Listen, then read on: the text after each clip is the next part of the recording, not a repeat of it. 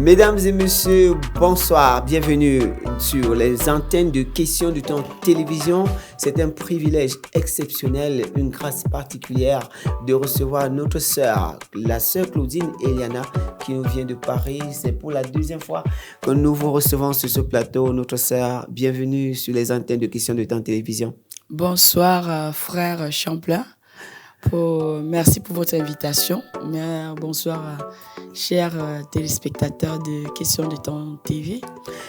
Alors, c'est nous qui vous remercions vraiment d'accepter de nous rendre de partager ce moment spécial avec nous. C'est un moment assez oncionné, on peut le dire ainsi, parce que vous apportez là beaucoup d'onction. C'est, comme vous pouvez le vivre à la maison, c'est vraiment un moment de gaieté intense, une joie immense, parce que vraiment c'est dans la grâce de Dieu, c'est comme ça que nous devons vivre des enfants de Dieu à travers le monde, en franchissant toutes les barrières interdénominationnelles et ecclésiastiques. Voilà, nous voulons glorifier l'Éternel à travers cette chaîne qu'il a lui-même instituée, Question de Temps Télévision. Alors, ma sœur, pour joindre l'utile à l'agréable, je vous invite à regarder d'abord ce clip de Jennifer Abessolo. C'est une de nos lauréates lors de la première édition des Awards de la musique chrétienne. Elle a été découverte au public. Et voici sa production.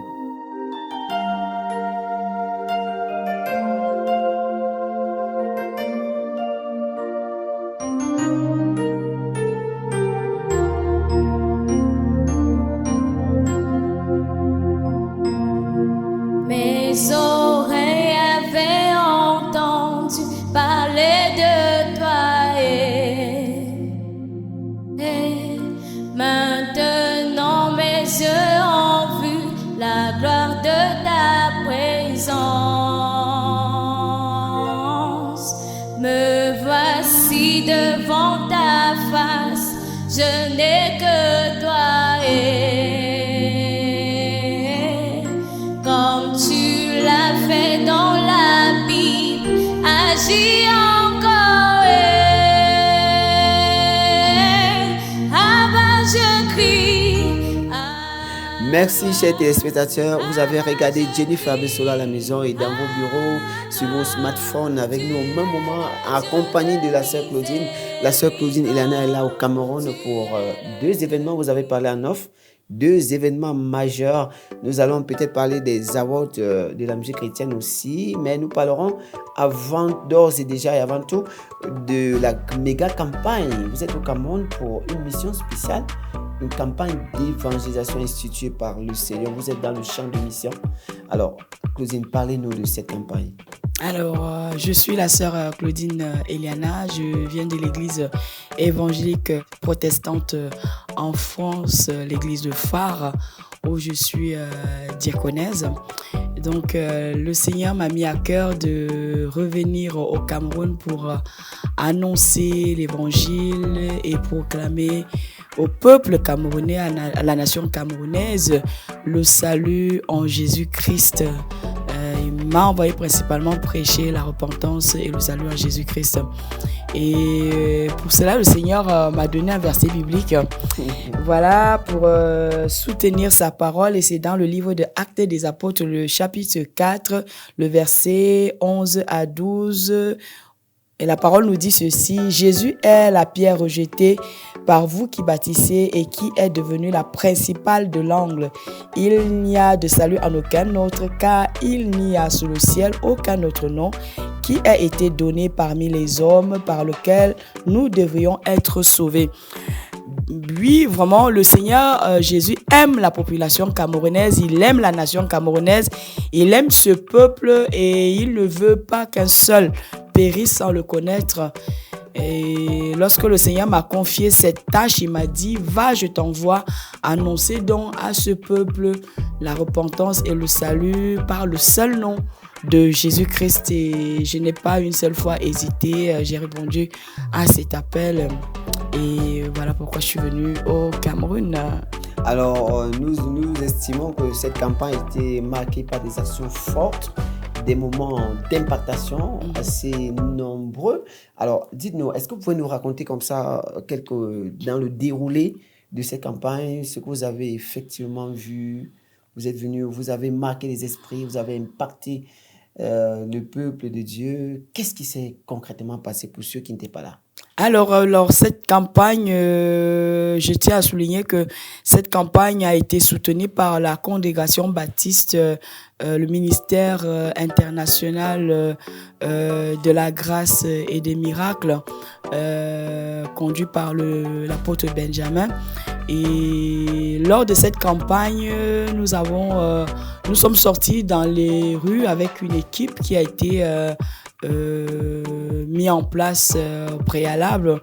Et lors de cette équipe, nous avons avec nous les enfants, la jeunesse, les hommes et les femmes qui ont répondu à cette mission. Et lors de cette mission, nous avons l'objectif de toucher plutôt le maximum de personnes en leur annonçant l'évangile, notamment aussi de distribuer des Bibles. Et nous avons pu aussi imprimer des t-shirts pour avoir une cohésion d'équipe, symbole de l'unité. Hein. Et nous avons vu vraiment la main du Seigneur lors de cette campagne où nous avons pu évangéliser, notamment au marché Sauce, au carrefour, comment on appelle encore, Essomba et le terminus. Nous avons vu la jeunesse touchée par l'évangile, les hommes et les femmes touchés par l'évangile. Nous avons vu le Seigneur toucher la population camerounaise et nous avons vu aussi l'engouement au niveau de notre jeunesse, cette jeunesse qui nous a accompagnés pour annoncer l'évangile. Nous avons pu faire intervenir la jeunesse pour qu'elle puisse proclamer l'évangile et j'étais vraiment touchée de voir à quel point cette jeunesse aime Jésus et était vraiment motivée à pouvoir partager leur foi avec leurs prochains en fait. Et je bénis le Seigneur pour cela. Et nous avons aussi vu que le peuple camerounais, sa population camerounaise était assoiffé de rencontrer Jésus. Nous avons pu côtoyer aussi cette jeunesse qui vit beaucoup de défis, notamment au niveau de la drogue et l'alcool. Et j'ai été particulièrement touchée par ce jeune homme qui est venu vers moi et qui m'a regardé droit dans les yeux en me disant « Je veux que tu me parles de Jésus, je veux que tu me parles de la parole de Dieu, je veux que tu me parles de Jésus. » Et vu que c'est moi qui prêchais l'évangile, j'ai donc dû l'orienter vers l'apôtre Benjamin pour pouvoir lui expliquer les choses un peu plus clairement et posément. Donc nous voyons que le Seigneur aime cette nation et il y a une soif. Et le Seigneur appelle vraiment les hommes de Dieu, les femmes de Dieu à pouvoir sortir dans les rues et annoncer l'évangile. Parce que Dieu ne veut pas que la population camerounaise périsse. Voilà. Alors, nous sommes toujours en compagnie de notre sœur Claudine Eliana qui vient de Paris et qui est de passage en visite sur notre plateau, le plateau de Questions de temps télévision. C'est toujours un plaisir. Nous allons vous inviter à regarder ce clip, cette autre production de la maison. Maman Annie dans Jésus tu me Rwanda, c'est la gagnante de la dernière édition des Awards de la musique chrétienne. La production justement a respecté sa promesse en lui produisant ce clip parce que le gagnant de chaque édition a croit comme ça à la production d'un clip vidéo. Voilà, le thème musique en herbe, c'est justement de permettre aux enfants de Dieu, à ceux dont le Seigneur a déposé le don de la musique, de la louange, de l'adoration, de pouvoir produire des œuvres pour glorifier l'Éternel. Je vous invite donc à écouter, à regarder avec moi la production qui a été faite pour Maman Annie, l'une des dernières vainqueurs de la première édition des Awards de la musique.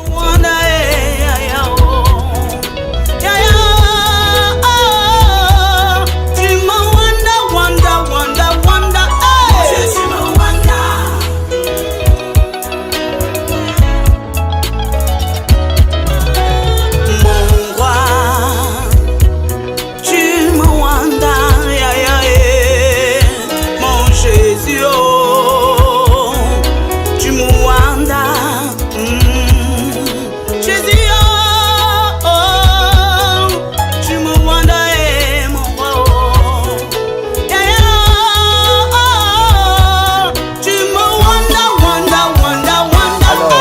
avez regardé avec nous dans vos bureaux, sur vos smartphones et à la maison. Mamani dans Jésus Chimwanda. Alors, ma soeur, vous avez regardé avec Mamani, qu'est-ce que ça vous fait d'écouter cette chanson qui a été produite comme ça dans le concept des arômes de la musique chrétienne? Alors, j'ai pu écouter lors de la première campagne d'évangélisation cette chantre et vraiment j'ai été touchée par ce chant, de voir ce que le Seigneur est capable de faire avec ses enfants, l'une de ses filles, lorsque nous acceptons d'obéir et de le suivre. Et c'est vraiment ce qui m'a beaucoup touchée, c'est les paroles de ce chant qui reflètent aussi le vécu de la personne, comment le Seigneur a rencontré cette personne et comment le Seigneur est capable de nous prendre souvent dans des situations compliquées et intervenir dans nos vies et transformer totalement et radicalement notre vie. Et c'est ce qui a pu se produire avec la chantre Mamani. Alors, merci ma soeur. L'Éternel nous a également instruit de faire connaître les voies émergentes, de faire connaître des modèles qui peuvent inspirer. Alors, nous allons un peu chercher à comprendre quelle est votre expérience avec le Seigneur Jésus. Vous êtes aujourd'hui vous êtes aujourd'hui un porte-flambeau, on peut le dire ainsi, puisque vous venez en mission. Et vous avez sans doute inspiré beaucoup de jeunes, beaucoup de Camerounais par rapport à la nouvelle naissance, par rapport à la connaissance, par rapport aux principes bibliques à notre Seigneur Jésus-Christ, à la marche avec notre Seigneur Jésus-Christ. Alors, quelle est votre expérience avec Dieu, avec le Seigneur Jésus? Alors, j'ai rencontré le Seigneur Jésus il y a de cela à peu près 7 ans en France. Et j'ai été touchée par le personnage de Jésus-Christ, par la parole. Et alors que j'ai traversé des situations très difficiles où je n'avais que la seule solution, la mort était ma solution. Et j'ai osé crier à Dieu pour la première fois et demander son secours. Et le Seigneur a intervenu d'une manière miraculeuse dans ma vie et m'a préservé de la mort et en même temps me délivrer de la mort. Et à la suite de ça, j'ai pas vraiment compris ce que le Seigneur attendait de moi tout de suite. J'ai senti son intervention, j'ai vu les effets de son intervention, mais j'ai continué mon chemin. Parce qu'il n'y avait personne pour me dire que, en fait, si le Seigneur t'avait délivré de la mort, il y avait une raison. Donc, j'ai continué à vivre ma vie et quelques années après, j'ai fait la rencontre du Seigneur Jésus. Et lorsque le Seigneur m'avait délivré de la mort, il a continué parce que c'est un bon papa. Hein. Même si je ne le connaissais pas, moi, je viens d'un background catholique où mon grand-père était, comment on appelle, c'est lui qui faisait la catéchèse. Et il nous a fait notre catéchèse. J'ai suivi le parcours normal. Catéchèse. Mais voilà, voilà. Et pendant mon parcours normal, je n'ai pas fait la rencontre de Jésus. J'ai continué mon chemin.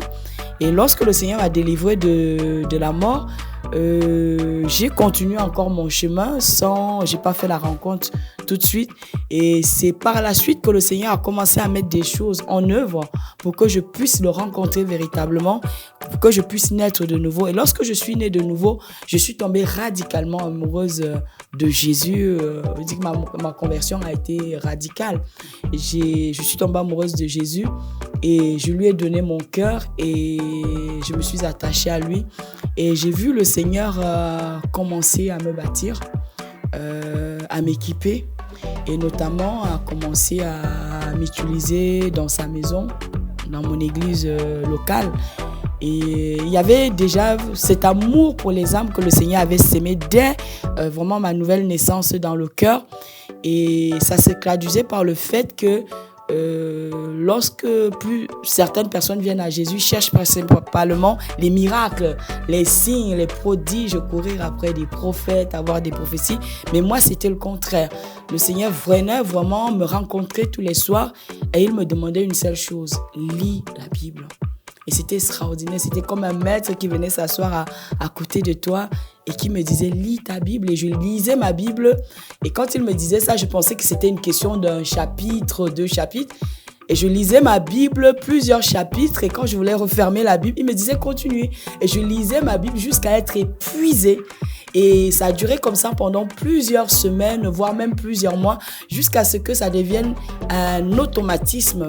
Vraiment que j'ai cet amour de la parole. Et quand c'est devenu un automatisme, le Seigneur ne venait plus me voir pour me demander de lire la Bible. J'ai continué à lire la Bible. Et j'ai compris qu'en fait, le Seigneur, non seulement que mon salut a été radical, le Seigneur voulait vraiment que je le connaisse d'abord lui premièrement, pour que je le mette au centre de ma vie, pour que je le suive lui. J'ai constaté que lorsque nous suivons d'abord le Maître Jésus, lorsque nous nous attachons à lui, lorsque nous le mettons au centre de notre vie, alors tout le reste coule, les bénédictions, le ministère, l'appel, la mission, tout ça a suivi par la suite en fait. Alors, lors de cette émission, nous demandons très souvent à nos invités de donner, de clarifier un peu. Quand vous dites que le Seigneur vous a appelé, alors est-ce que quand vous dites que le Seigneur a réalisé des miracles dans votre vie, pour quelqu'un qui veut découvrir le Seigneur Jésus, qui veut comprendre effectivement cette dimension, est-ce qu'il y a des anecdotes, est-ce qu'il y a des exemples pour comprendre terre à terre ou alors humainement? Il s'agit quand même des œuvres de l'esprit. Alors, est-ce que vous pouvez, comme ça pour nos téléspectateurs et nos sœurs, nos frères qui nous regardent, nous donner par exemple un exemple de miracle que vous avez témoigné? Parce que certains veulent bien faire le pas, mais ils hésitent, ils ne comprennent pas. Ils se disent que c'est un rêve. On est en pleine hallucination là. Alors quand vous dites, moi je vous vois, vous brillez de mille feux, j'ai le sentiment que vous êtes dans votre aise, votre peau, vous avez de la fraîcheur. Je ne sais pas si c'est parce que je vois un peu ça chez des pasteurs qui sont vraiment ancrés. C'est-à-dire que quand un homme de Dieu est vraiment dans la parole, il y a comme une sorte de lumière qui se dégage de lui. Il y a une telle propreté, il y a une limpidité, à une autre pareil, une douceur. Comment on dit ça, peut-être qui émane de la parole. Alors, ma sœur, ce n'est plus à démontrer parce que vous reflétez déjà cette énergie positive-là. Vous rayonnez. Il y a beaucoup d'aspects physiques qui démontrent la suffisance que vous êtes dans une autre dimension, une autre idéologie ou alors un autre camp. Le camp, certainement, de ceux-là qui gagnent, qui ont choisi la bonne cause. Alors, ma soeur, est-ce que, pour ne pas être long, est-ce que vous pouvez nous donner un exemple de grâce que le Seigneur, un témoignage vivant, on peut le dire? Alors, mon témoignage vivant va vraiment être cette première partie que j'ai évoquée. Pendant plusieurs années, j'ai vécu ce qu'on appelle l'envie de suicide, en fait. Ça a commencé à l'âge de 20 ans. Je pense que je devais avoir des blessures liées à mon enfance qui n'avaient pas été suffisamment guéries. Je suis la deuxième fille de mes parents. J'avais une relation très fusionnelle avec mon papa lorsque j'étais enfant. Mon petit frère peut témoigner qu'on était vraiment extraordinairement fusionnels et mes parents se sont séparés alors que j'avais 7 ans. Je n'avais jamais passé un moment, une journée sans mon père. C'était tellement fusionnel que lorsque mon père partait au travail, il m'amenait avec lui au travail et ce sont les collègues qui me gardaient, ils se relayaient autour de moi. Vous pouvez voir à quel point on était fusionnels. Et lorsque mon papa a quitté la maison, je n'avais pas compris pourquoi ce papa qui était à chaque fois avec moi, du jour au lendemain, je me retrouvais sans lui. Et je me suis sentie abandonnée. Il n'y avait aucun adulte qui pouvait me donner des réponses face à cette situation-là. Et j'ai grandi ainsi avec cette blessure. Voilà, blessure émotionnelle. Et je cherchais mon père partout, en fait. Mais j'avais compris que mon père, c'était mon père. Certainement, lui aussi, il avait eu son histoire. Et ça a pu engendrer le fait qu'il n'a pas pu assumer son rôle de père jusqu'au bout. Et en grandissant, j'ai continué avec cette blessure qui était là et qui a faussé mes débuts d'entrée dans ma vie de femme, en fait.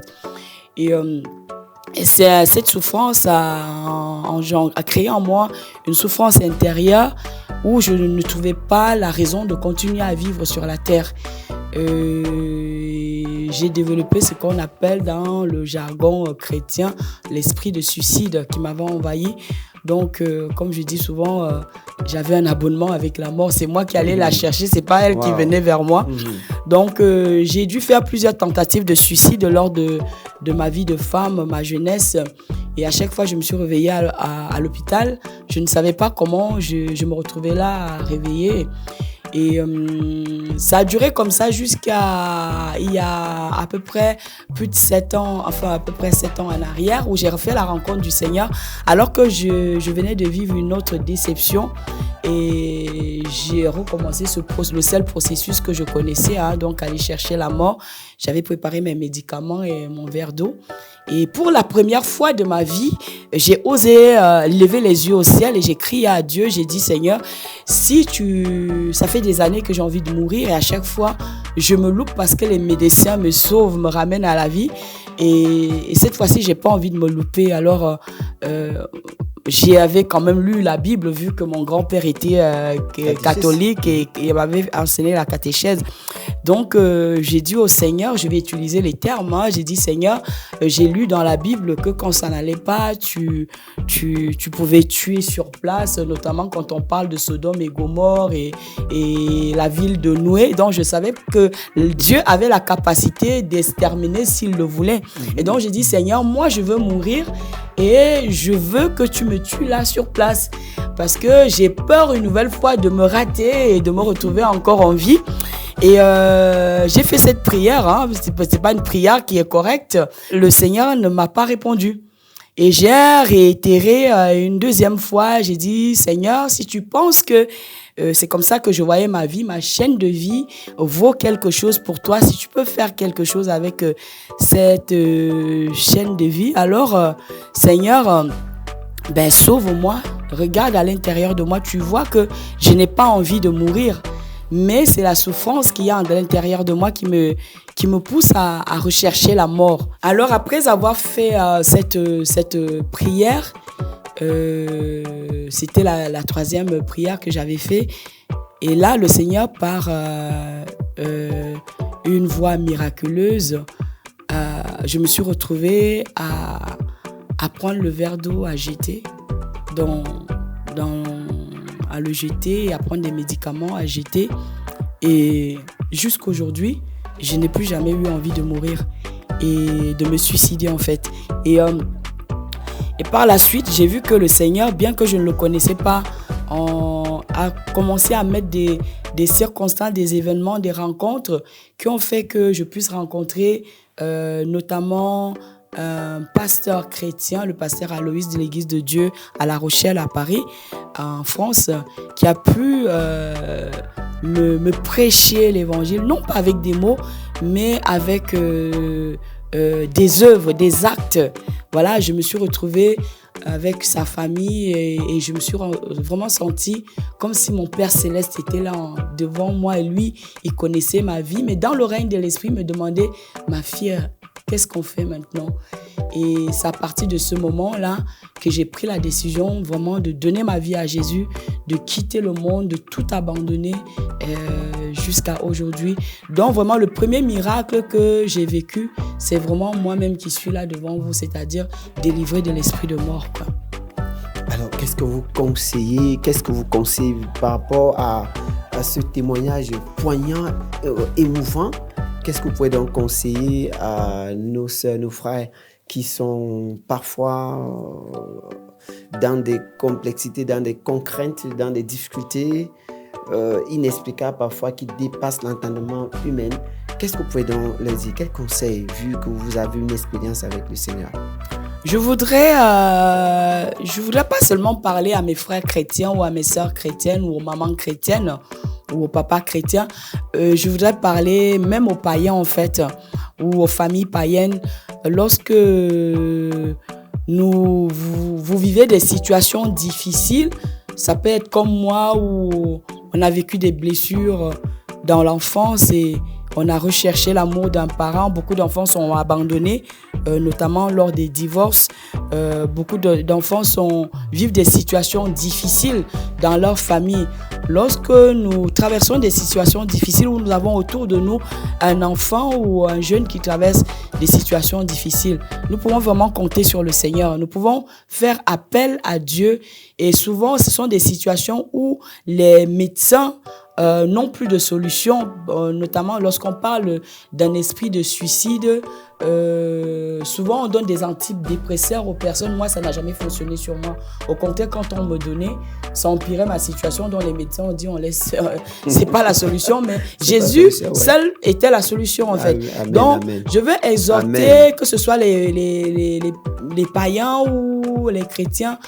Vous pouvez faire appel à Jésus, vous pouvez faire appel à Dieu, même si vous ne le connaissez pas.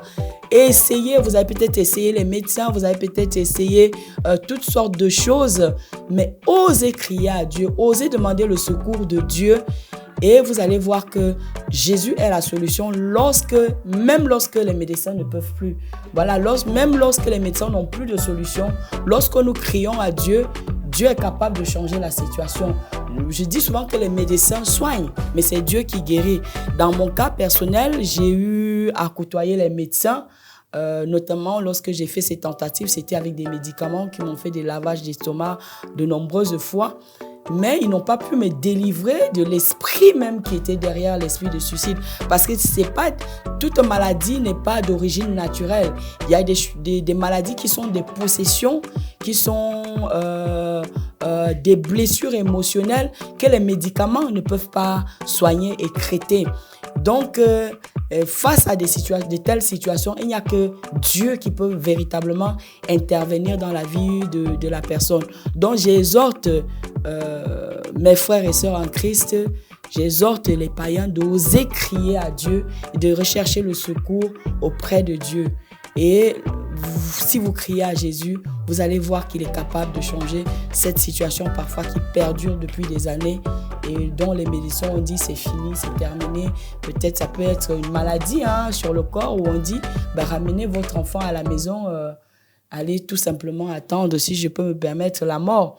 Mais le Seigneur est la solution. Lorsque la main de l'homme, là où la main de l'homme s'arrête, c'est là où la main de Dieu commence.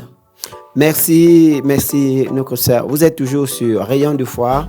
Alors, restez connectés, restez concentrés, restez scotchés parce que cette chaîne est la meilleure. Elle vient à point nommé pour justement rehausser, pour apporter une solution notable en ce qui concerne la gloire de notre Seigneur Jésus-Christ. Nous vous invitons à vous abonner, à liker, à partager si vous ne l'avez pas encore fait. Ça va nous encourager. Ça nous aide beaucoup à pouvoir grandir. Mettez un like, mettez un pouce vers le haut pour nous encourager pour tout ce que nous faisons.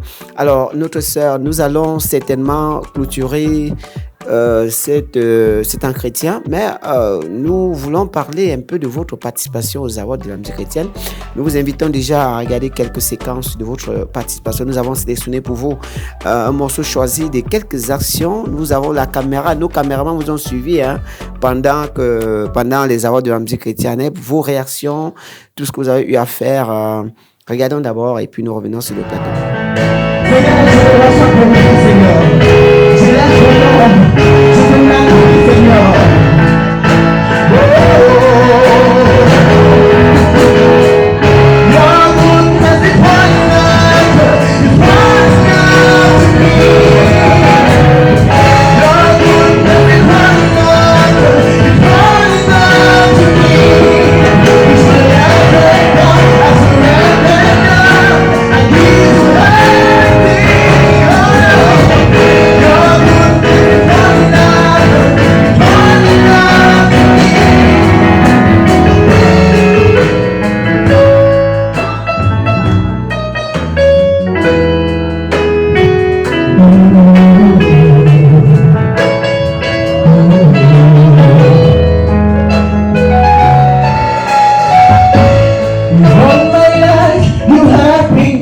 De retour sur ce plateau, nous avons regardé ensemble des séquences, des temps forts. Quels souvenirs gardez-vous des Awards de la musique chrétienne pour la 2e édition?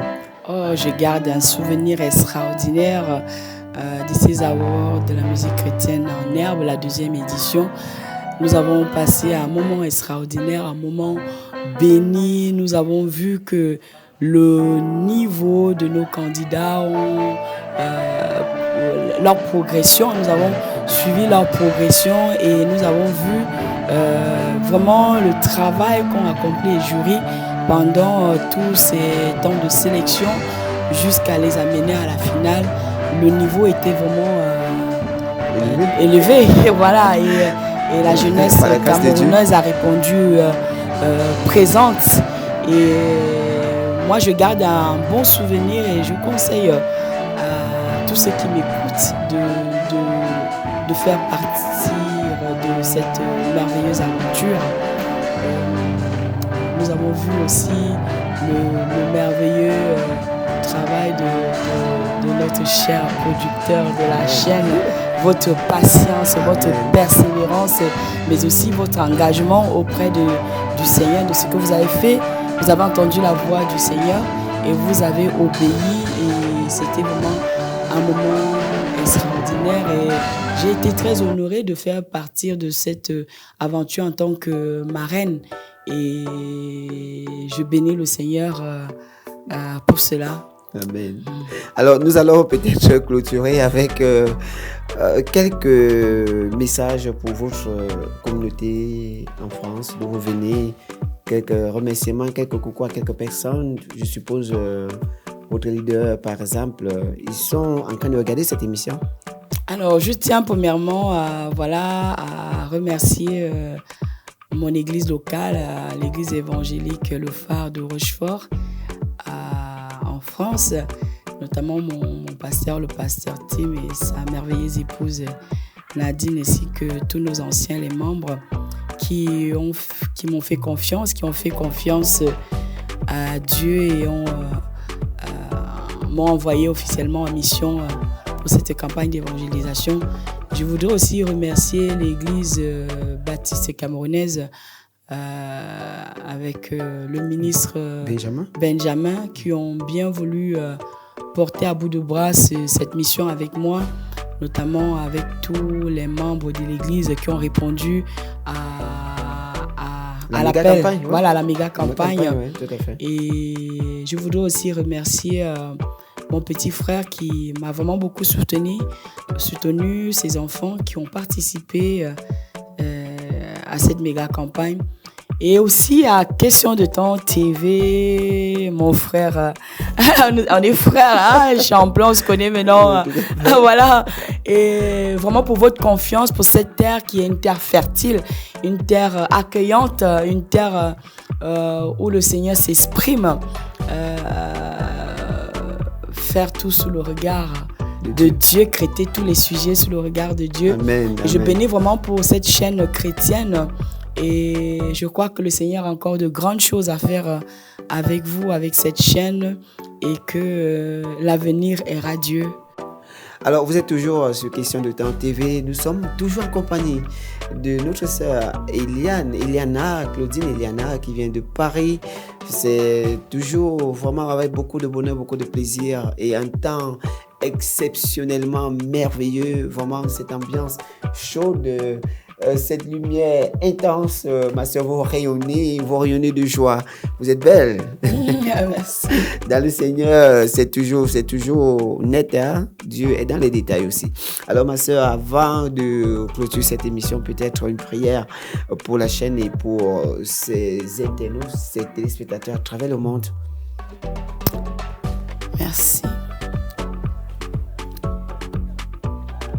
Nous te disons merci, Seigneur. Merci, mon Dieu. Nous te disons merci, Seigneur. Merci, mon Dieu. Nous te disons merci, Seigneur. Merci, mon Dieu. Nous te disons merci, Seigneur. Merci, mon Dieu. Nous te disons merci, Seigneur. Merci, mon Dieu. Nous te disons merci, Seigneur. Merci mon Dieu. Merci Saint-Esprit. Père, dans le nom de Jésus, nous te bénissons, nous te rendons grâce, Seigneur. Tu es puissant, tu es merveilleusement puissant, tu es extraordinairement puissant, tu es tout puissant, Seigneur. Tu dis la chose et elle arrive, tu appelles à l'existence des choses qui n'existent pas comme si elles existaient, Seigneur. La terre t'appartient, l'univers t'appartient, ceux qui l'habitent, la terre et tout ce qu'elle contient, Seigneur. Tu n'as jamais perdu un seul combat, tu n'as jamais perdu une seule bataille.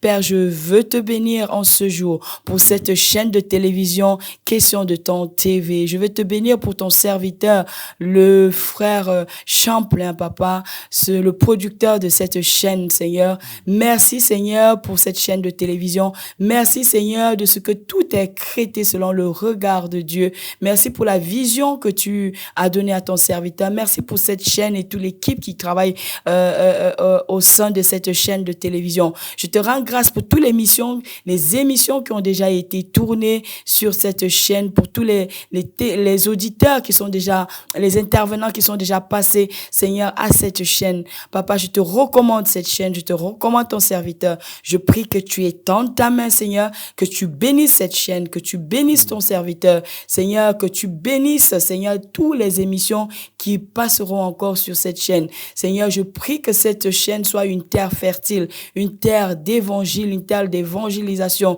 Seigneur, une terre où l'évangile est proclamé, Seigneur, où les âmes sont sauvées, Seigneur, où la parole de Dieu est annoncée dans toute sa vérité, Seigneur. Merci, Seigneur, pour ta bénédiction, Seigneur.